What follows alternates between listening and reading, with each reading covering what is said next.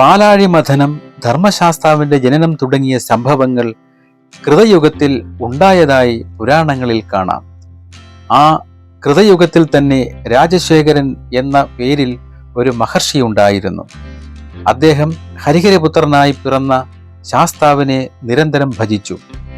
സുതപസ്, കശ്യപൻ മുതലായ പ്രജാപതികൾ മോക്ഷപ്രാപ്തിക്കു കണ്ടെത്തിയ ഉപായം ഭഗവാനെ പുത്രരൂപത്തിൽ സ്വീകരിക്കുകയാണ് രാജശേഖരൻ മനസ്സിലാക്കി. ശാസ്താവിനോട് രാജശേഖരൻ അഭ്യർത്ഥിച്ചു, ഭഗവാനെ, എനിക്ക് മോക്ഷം ലഭിക്കാൻ ഉതകും വിധം അങ്ങ് എൻ്റെ പുത്രനായി അവതരിക്കണേ. ആ പ്രാർത്ഥന ഭഗവാൻ കേട്ടു. പക്ഷേ അതനുസരിച്ച് പ്രവർത്തിച്ച് ഭൂമിയിൽ അവതരിക്കാൻ കാലമേറെ കഴിയേണ്ടി വന്നു. സജ്ജനരക്ഷയ്ക്കും ദുഷ്ടസംഹാരത്തിനും ധർമ്മ സംസ്ഥാപനത്തിനും വേണ്ടിയാണല്ലോ അവതാരങ്ങൾ ഉണ്ടാകുന്നത്. ധർമ്മത്തിന് ഭ്രംശമുണ്ടാകുകയും അധർമ്മത്തിന് ഉത്കർഷയുണ്ടാകുകയും ചെയ്യുമ്പോൾ ഭഗവാൻ യുഗം തോറും അവതരിക്കുമെന്ന് ഗീതാചാര്യൻ പ്രതിജ്ഞ ചെയ്തിട്ടുള്ളത് ഓർക്കുക. ആ വിധം ഒരു അവതാര സന്ദേശം കലിയുഗത്തിലാണ് ഉണ്ടായത്. മോക്ഷപ്രാപ്തിക്ക് ധർമ്മശാസ്താവിനെ പുത്രനായി ലഭിക്കണമെന്നുള്ള അനുഗ്രഹം ലഭിച്ച രാജശേഖര മഹർഷിക്ക് ഇതിനായി പല ജന്മങ്ങൾ കാത്തിരിക്കേണ്ടി വന്നു. ഭഗവാനെ പുത്രനായി ലഭിക്കാൻ ഭാഗ്യം സിദ്ധിച്ചത് രാജശേഖരന്റെ കലിയുഗ ജന്മത്തിലായിരുന്നു. ഈ പുണ്യജന്മത്തിന് തൊട്ടു മുൻപായി രാജശേഖരൻ ബ്രഹ്മചാരി തഞ്ചാവൂരിലും ജന്മമെടുത്തതായും ഈ ജന്മത്തിലും അദ്ദേഹം തീവ്രമായ ശാക്ത്യഭക്തി പുലർത്തിയിരുന്നതായി ഐതിഹ്യം പറയുന്നുണ്ട്. രാജശേഖരന്റെ കലിയുഗത്തിലെ പുനർജന്മമായിരുന്നു പന്തളം രാജാവായിരുന്ന രാജശേഖരൻ. അദ്ദേഹം രാജാവായതോടെ നാട്ടിൽ ശാന്തിയും സമാധാനവും സംസ്ഥാപിതമായി. ജനങ്ങളെല്ലാം സന്തുഷ്ടരായി. കലാപങ്ങൾ എങ്ങും കേൾക്കാനില്ല. സുഭിക്ഷിത ജനജീവിതത്തിന് ആനന്ദമേകി. ധർമാനുസൃതമായി രാജ്യഭരണം നടന്നു വന്നു. ഒരു നല്ല ഭരണാധികാരി എന്ന പ്രശസ്തി രാജശേഖരൻ ലഭിച്ചു. എല്ലാ സൗഭാഗ്യങ്ങളും ഒത്തിണങ്ങിയിട്ടും അദ്ദേഹത്തിന് ഒരു ദുഃഖം അവശേഷിച്ചു, ഒരു പുത്രനില്ലാത്തതിലുള്ള ദുഃഖം. അക്കാലത്ത് രാജ്യത്തിൻ്റെ അതിർത്തികളിൽ നിബിഡവനങ്ങൾ തന്നെയായിരുന്നു ഉണ്ടായിരുന്നത്. വനത്തിൽ വന്യജീവികൾ സ്വച്ഛന്തം വിഹരിച്ചിരുന്നു. അവ പെറ്റുപെരുകി ക്രമാതീതമായി വർദ്ധിക്കുമ്പോൾ ചിലപ്പോഴൊക്കെ ജനപഥങ്ങളിലേക്ക് കടന്നുവന്ന് ജനജീവിതത്തിന് വൈഷമ്യം സൃഷ്ടിക്കുമായിരുന്നു. രാജശേഖരന്റെ ഭരണകാലത്തും ആ വിധത്തിലൊരു സ്ഥിതിവിശേഷമുണ്ടായി. ജനങ്ങൾ രാജാവിനോട് പരാതിപ്പെട്ടു. സാധാരണഗതിയിൽ ഈ പ്രതിസന്ധി തരണം ചെയ്യാൻ രാജാവ് തന്നെ കാട്ടിനുള്ളിൽ കിടന്ന് ഒരു നായാട്ട് നടത്തും. വന്യമൃഗങ്ങളെ വേട്ടയാടി വധിച്ച് മൃതശരീരങ്ങൾ അതിർത്തിയോടടുത്തുള്ള വനപ്രദേശങ്ങളിൽ അവിടെ നിക്ഷേപിക്കുകയാണ് പതിവ്. ആ ശവശരീരങ്ങളുടെ ഗന്ധമേൽക്കുന്നതോടെ കാട്ടുമൃഗങ്ങൾ ഉൾവനത്തിലേക്ക് പോയിക്കൊള്ളും. പിന്നെ കുറെ കാലം വന്യമൃഗങ്ങളുടെ ശല്യം ഉണ്ടാവുകയില്ല. ഒരിക്കൽ രാജശേഖര രാജാവും കീഴ്വഴക്കമനുസരിച്ച് അകമ്പടിക്ക് കുറെ പടയാളികളെ കൂട്ടിക്കൊണ്ട് നായാട്ടിനായി വനത്തിലെത്തി. ഒട്ടേറെ ക്രൂര ജന്തുക്കളെ അദ്ദേഹം കൊന്നൊടുക്കി. ഉച്ചയോടെ പമ്പാ നദിക്കരയിലെത്തിയപ്പോഴേക്കും അദ്ദേഹം ഏറെ ക്ഷീണിതനായിരുന്നു. അല്പനേരം വിശ്രമിക്കണം. ഒരു മരത്തണലിലുള്ള പാറപ്പുറത്ത് അദ്ദേഹം ഇരുന്നു. ചിന്തകൾ ആ മനസ്സിനെ മഥിച്ചു. എന്താണ് ഈ ജീവിതത്തിൻ്റെ അർത്ഥം? രാജകീയ പദവിയിൽ കഴിയുമ്പോൾ സുഖങ്ങളെല്ലാം അനുഭവിച്ചു കഴിയുക. കാലം ആരെയും വെറുതെ വിടില്ല. ഒരു ഘട്ടം കഴിയുമ്പോൾ ഈ ലോകം വെടിഞ്ഞു പോകേണ്ടി വരും. ധനികനും ദരിദ്രനും രാജാവും പ്രജകളും എല്ലാം കാലത്തിൻ്റെ കളിപ്പാവകൾ തന്നെ. ആ അന്ത്യയാത്രയിൽ തനിക്ക് ഒരു തുണയായി എന്തുണ്ട്? കർമ്മഫലങ്ങൾ എപ്പോഴും കൂടെ ഉണ്ടാകും. നരകം പുത്രനില്ലാത്തവർക്ക് പും എന്നുള്ള പേരുള്ള ആ നരകമുണ്ടത്രേ. അതിൽ നിന്നു രക്ഷ നേടാൻ ഒരു പുത്രൻ ഉണ്ടായിരിക്കണം. ഞാൻ വിവാഹം കഴിച്ചിട്ട് വർഷങ്ങൾ പലത് കടന്നുപോയിരിക്കുന്നു. ഒരു കുഞ്ഞിക്കാല് കാണാനുള്ള ഭാഗ്യം ഇന്നോളം ഉണ്ടായിട്ടില്ല. അതുപോകട്ടെ, രാജ്യകാര്യങ്ങൾ ആര് നോക്കും? ദുരാഗ്രഹികളായ മന്ത്രിമാർ രാജ്യാധികാരം കൈക്കലാക്കാൻ തക്കം നോക്കി കഴിയുന്നവരാണ്. എൻ്റെ കാലശേഷം അവർക്ക് രാജ്യത്തിൽ അധികാരം സ്ഥാപിക്കാൻ കഴിഞ്ഞേക്കും. ഇന്നോളം നാട്ടിൽ നിലനിൽക്കുന്ന ശാന്തിയും സമാധാനവുമൊക്കെ അതോടെ അസ്തമിക്കും.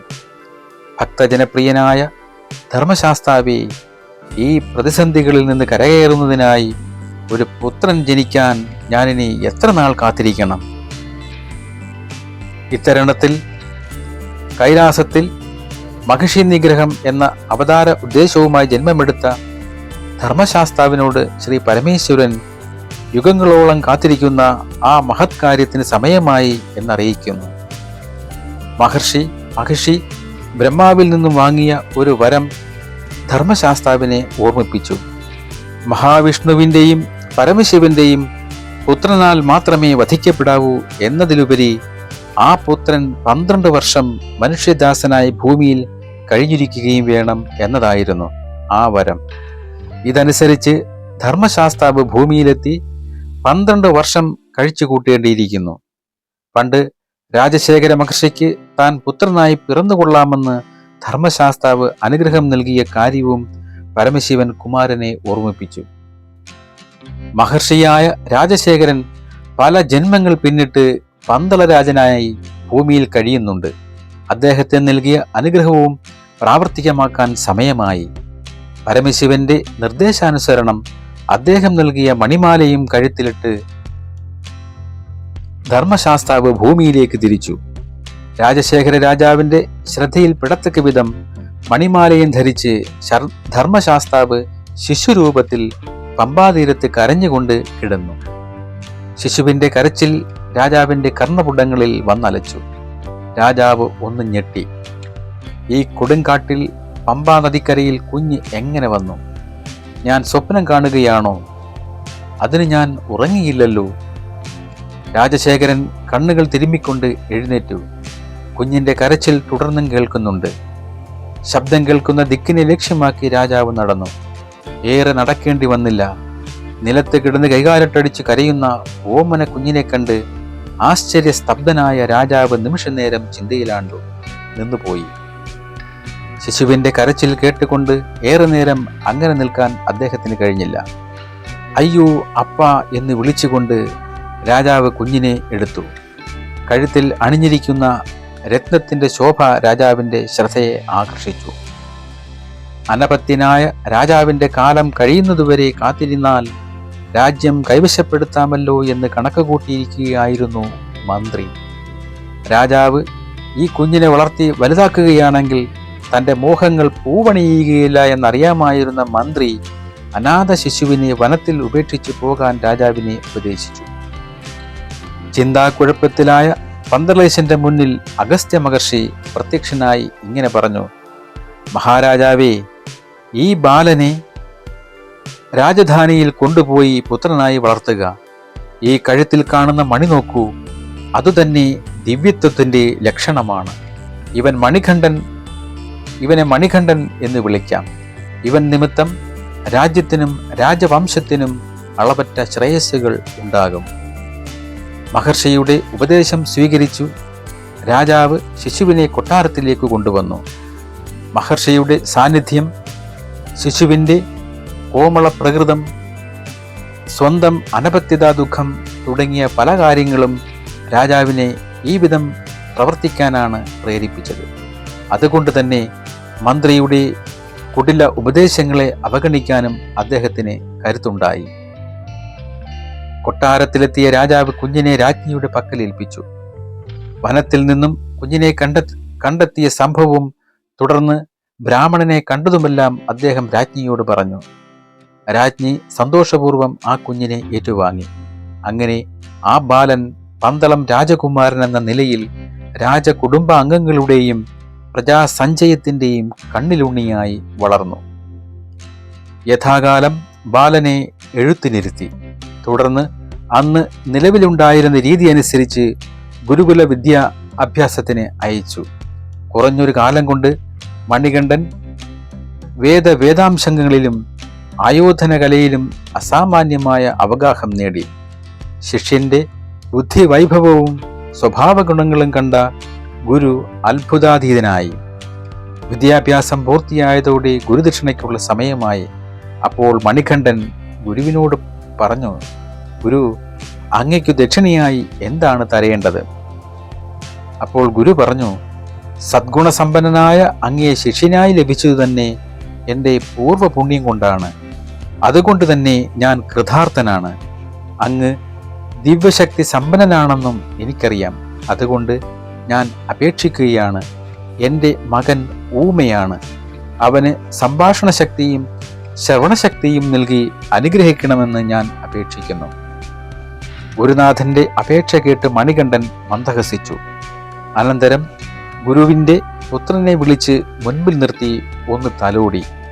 അടുത്ത ക്ഷണത്തിൽ ആ ബാലൻ സംസാരിക്കാൻ തുടങ്ങി. ഗുരുവിനുണ്ടായ ആഹ്ലാദത്തിന് അതിരില്ലായിരുന്നു. തൊണ്ടയിടറിക്കൊണ്ട് അദ്ദേഹം പറഞ്ഞു, പ്രഭു, അങ്ങ് ദേവാവതാരമാണ്. അങ്ങയെ അനുഗ്രഹിക്കാനുള്ള ശക്തിയൊന്നും എനിക്കില്ല. എങ്കിലും ദക്ഷിണ വാങ്ങുമ്പോൾ അനുഗ്രഹിക്കുക ഏത് എന്നത് ആചാരമാണല്ലോ. അങ്ങയുടെ തേജസ്സും യശസ്സും മേൽക്കുമേൽ വർദ്ധിച്ചുകൊണ്ടേയിരിക്കട്ടെ. മണികണ്ഠൻ ഗുരുവിൻ്റെ പാദങ്ങളിൽ സ്പർശിച്ച് വണങ്ങി. രാജധാനിയിൽ മടങ്ങിയെത്തിയ മണികണ്ഠൻ രാജാവിൻ്റെയും ജനങ്ങളുടെയും ബഹുമാനാധാരങ്ങൾക്ക് പാത്രമായി. രാജ്യകാര്യങ്ങളിലെല്ലാം പന്തളഭൂപൻ മണികണ്ഠന്റെ ഉപദേശങ്ങൾ തേടി. രാജ്യം ഐശ്വര്യ സമൃദ്ധമായി. ജനങ്ങൾ സന്തുഷ്ടരായി. പന്തളം കൊട്ടാരത്തിൽ സമ്മേളിച്ചിരുന്ന പണ്ഡിത സദസ്സുകളിൽ മണികണ്ഠന്റെ സാന്നിധ്യം ശ്രദ്ധിക്കപ്പെട്ടു. നാനാശാസ്ത്രങ്ങളിൽ മണികണ്ഠൻ നേടിയിരുന്ന വൈദൂഷ്യം പണ്ഡിതന്മാരുടെ പ്രശംസയ്ക്കു വിഷയമായി. അവിടെ പതിവായിരുന്ന ശാസ്ത്ര ചർച്ചകളിലും വാദപ്രതിവാദങ്ങളിലും കുമാരൻ പാണ്ഡിത്യം തെളിയിച്ചു. ആയുധപ്രയോഗത്തിൽ അയ്യപ്പനുള്ള നൈപുണ്യം കണ്ടറിയാൻ മാലോകർക്കും മന്നനും താല്പര്യമുണ്ടായി. രാജ്യത്തിനകത്തും പുറത്തുമുള്ള അഭ്യാസികളെയും മല്ലന്മാരെയും വിവരമറിയിച്ചു. അംഗം കളിക്കാനുള്ള ദിവസം നിശ്ചയിച്ചു. വിശാലമായ ഒരു പന്തൽ നിർമ്മിച്ചു. രാജകുടുംബാംഗങ്ങളും മന്ത്രിമാരും പൗരമുഖ്യന്മാരും സാധാരണ ജനങ്ങളുമെല്ലാം നിശ്ചിത സ്ഥാനങ്ങളിൽ ഇരിപ്പുറപ്പിച്ചു. കച്ചകെട്ടിക്കൊണ്ട് കളരിയിലിറങ്ങിയ അയ്യപ്പൻ രാജാവിനെ വന്ദിച്ചു. തുടർന്ന് വിവിധ ആയുധങ്ങളുടെ പ്രയോഗരീതികൾ പ്രദർശിപ്പിച്ചു. ദേശ സഞ്ചാരത്തിനിടയിൽ നാനാദേശങ്ങളിൽ നിന്നും സ്വായത്തമാക്കിയിരുന്ന പയറ്റുമുറകൾ കാട്ടി കാണികളെ വിസ്മയാധീനരാക്കി. ചുരിക കൊണ്ട് അയ്യപ്പൻ പ്രദർശിപ്പിച്ച ആയോധനമുറകൾ കാണികളെ സ്തബ്ധരാക്കി. അയ്യപ്പന്റെ ആഗ്രഹമനുസരിച്ച് സഭാവാസികളായിരുന്ന പല പടയാളികളും അഭ്യാസ പാടവം പ്രദർശിപ്പിച്ചു. അക്കൂട്ടത്തിൽ കൊച്ചുകടുത്ത എന്ന യുവാവിന്റെ അഭ്യാസ പാടവം പലരുടെയും പ്രശംസയ്ക്ക് വിഷയമായി. അയ്യപ്പൻ അയാളെ ശിഷ്യനായി സ്വീകരിച്ചു. പല ആയോധനമുറകളും അഭ്യസിപ്പിച്ചു.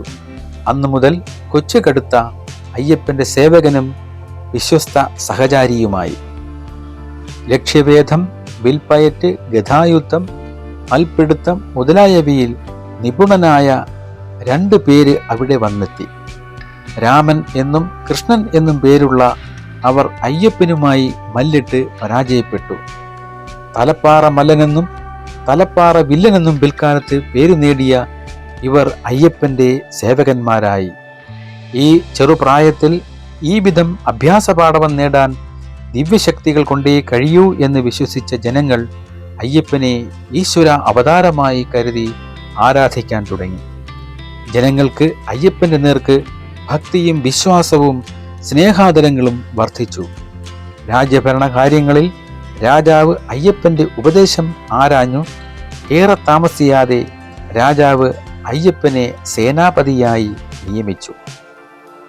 പന്തളേശന് ഇതിനിടയ്ക്ക് ഒരു പുത്രൻ ഉണ്ടായി. രാജരാജൻ എന്ന പേരിൽ ഒരു പുത്രൻ പിറന്നു. എന്നാൽ രാജാവിന് മണികണ്ഠനോടായിരുന്നു സ്നേഹവാത്സല്യങ്ങൾക്ക് കൂടുതൽ ഉണ്ടായിരുന്നത്. അയ്യപ്പനോടുണ്ടായിരുന്ന സ്നേഹവാത്സല്യങ്ങൾക്ക് ഒരു ഊനവും തട്ടിയില്ല. രാജ്യകാര്യങ്ങളിലെല്ലാം രാജാവ് മണികണ്ഠന്റെ ഉപദേശങ്ങൾക്കും നിർദ്ദേശങ്ങൾക്കും സർവോപരി പരിഗണന നൽകി വന്നു. അക്കാലത്ത് അറേബ്യയിൽ നിന്നും കപ്പലിൽ കേരളത്തിൻ്റെ തീരപ്രദേശത്ത് വന്നിറങ്ങി കൊള്ളയടിച്ചു കൊണ്ടിരുന്ന ഒരു മുഹമ്മദീനായിരുന്നു വാവർ.